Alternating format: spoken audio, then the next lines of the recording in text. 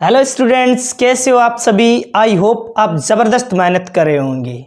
हमने जो top 15 most important derivation की सीरीज चलाई थी उसी को आगे कंटिन्यू करते हैं। इसका लेक्चर 9 है।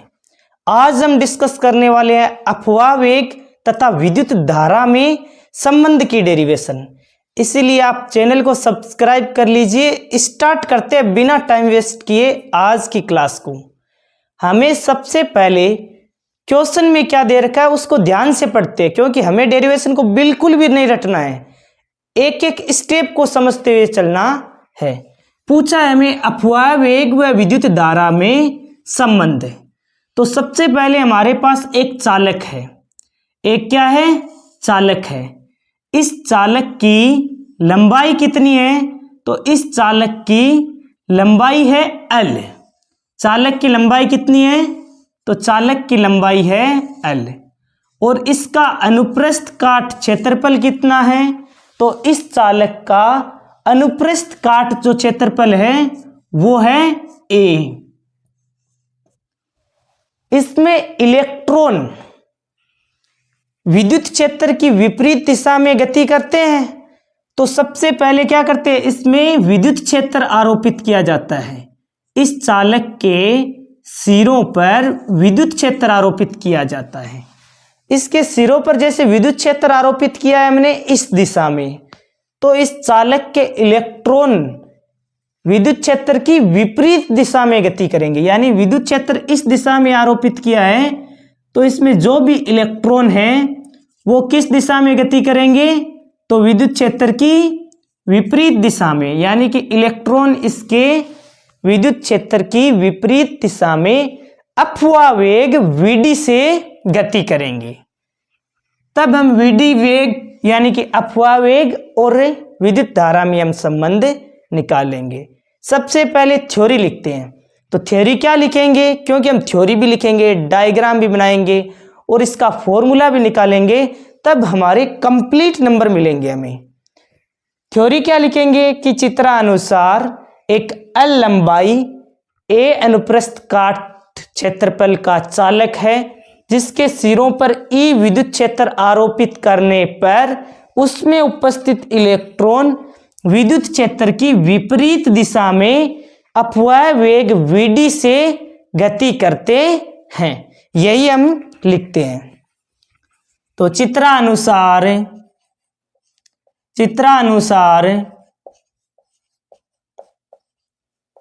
एक L लंबाई एवं A अनुप्रस्थ काट क्षेत्रफल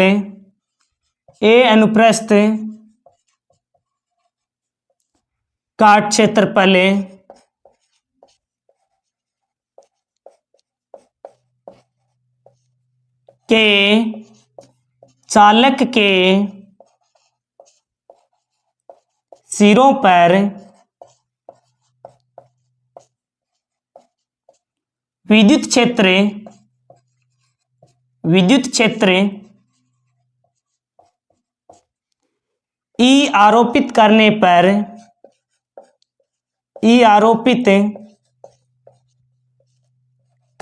पर चालक में उपस्थित इलेक्ट्रॉन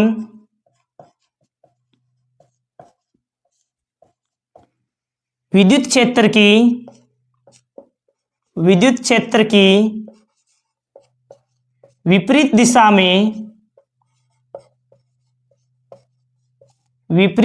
में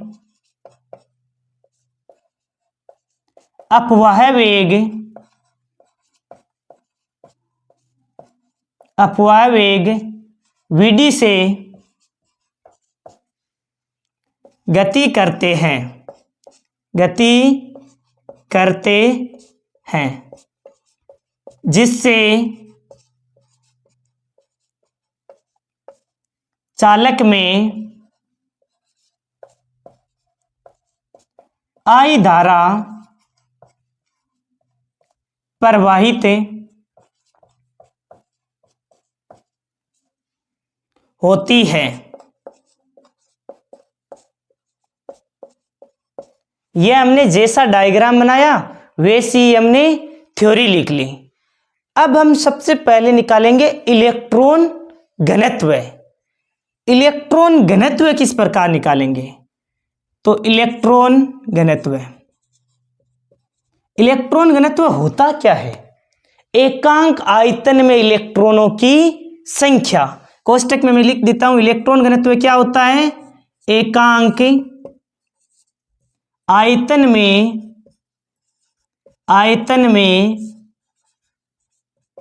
इलेक्ट्रॉनों की संख्या। एकांक आयतन में इलेक्ट्रॉनों की संख्या होती है, उसे कहते हैं इलेक्ट्रॉन घनत्व। और इलेक्ट्रॉन घनत्व को किससे प्रदर्शित करेंगे हम? इसको करेंगे स्मॉल n से। इलेक्ट्रॉन घनत्व को किससे प्रदर्शित करेंगे? स्मॉल n से। तो इलेक्ट्रॉन घनत्व क्या हो जाएगा? इलेक्ट्रॉन घनत्व स्मॉल n इक्वल टू, परिभाषा के अकॉर्डिंग देखो, एकांक आयतन में इलेक्ट्रॉनों की संख्या यानी कैपिटल N, इलेक्ट्रॉनों की संख्या को तो कैपिटल N से लिख रहे हैं, इलेक्ट्रॉन घनत्व को स्मॉल n से लिख रहे हैं। ध्यान रखना, ये क्या है? ये तो है आयतन। ये क्या है? ये है आयतन। और कैपिटल N क्या है? इलेक्ट्रॉनों की संख्या। ध्यान में रखना, कैपिटल N क्या लिया हमने? इलेक्ट्रॉनों की संख्या। V लिया है आयतन। अब देखो, हमें चाहिए आयतन। आयतन कैसे निकालें? तो आयतन भी बिल्कुल आसान तरीके से निकाल लेंगे हम। n बराबर n बटा v। अब v का मान कैसे निकालेंगे? आयतन, तो आयतन क्या होगा? a into L. आयतन क्या होगा? a into L. कैसे हुआ a इंटू एल? तो ये समझो, जैसे ये एक क्या है? बेलनाकार चालक है ना। बेलन का आयतन क्या होता है? बेलन का आयतन होता है पाई आर स्क्वायर एच, यही होता है। अब देखो, पाई आर स्क्वायर क्या होता है? क्षेत्रफल ही तो होता है। तो इस वृत्त का क्षेत्रफल क्या है? ए। एच ऊंचाई क्या है? ऊंचाई के स्थान पर हमने लंबाई एल लिया है, तो यहां पर आ जाएगा एल। तो आयतन क्या हो जाएगा? ए इंटू एल। यही मैंने लिखा है, ए इंटू एल। तो आयतन के स्थान पर लिख दो ए इंटू एल। अब बताओ, यदि इलेक्ट्रॉनों की संख्या निकालना हो तो, यानी कि इलेक्ट्रॉनों की संख्या निकालना चाहूं मैं, कैपिटल N का मान, तो कैसे निकलेगा? स्मॉल जो n है उसको AL से मल्टीप्लाई करवा दूं। ये क्या निकल जाएगा? आपके इलेक्ट्रॉनों की संख्या निकल जाएगी। अभी हमारे पास इलेक्ट्रॉनों की संख्या आई है। हमें निकालना क्या है? हमें तो निकालना है अपवाह वेग व विद्युत धारा में संबंध। तो हम धारा भी निकालनी होगी हमें। धारा का फॉर्मूला क्या होता है? तो धारा का फॉर्मूला होता है I बराबर Q अपॉन T। I बराबर क्या होता है? Q upon T। अरे पढ़ा है ना, आवेश प्रवाह की दर को विद्युत धारा कहते हैं, यही मैंने लिखा है। I बराबर Q आवेश बराबर क्या होगा? Q बराबर क्या लिख सकते हो? NE। Q बराबर NE, पढ़ा है ना, आवेश का क्वांटीकरण का नियम में पढ़ा था फर्स्ट चैप्टर के स्टार्टिंग में। Q बराबर NE। N क्या होती है यहां पर? इलेक्ट्रॉनों की संख्या। और T के स्थान पर क्या लिखोगे?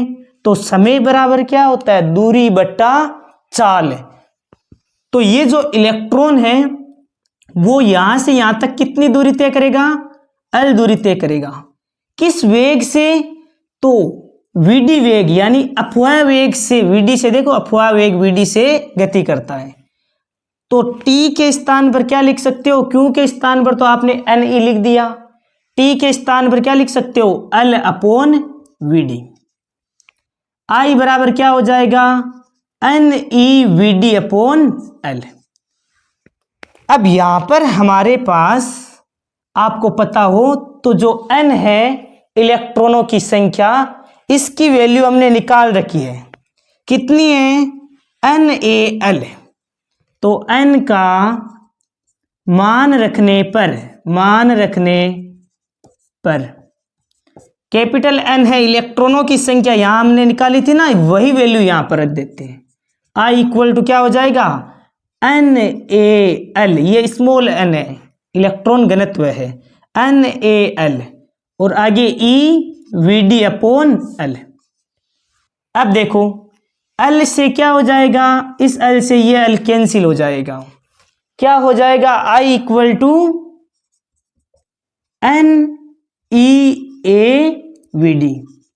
और जो NeAVd आया है यही आता है आपका अपवाह वेग Vd, और विद्युत धारा I में संबंध होता है I इक्वल टू NeAVd। अब देखो यदि आपको धारा घनत्व और अपवाह वेग में संबंध पूछ ले तो इससे एक स्टेप आगे हम और निकाल लेते हैं, जिसमें धारा घनत्व और अपवाह वेग में भी संबंध निकाल लेते हैं। कैसे? तो देखो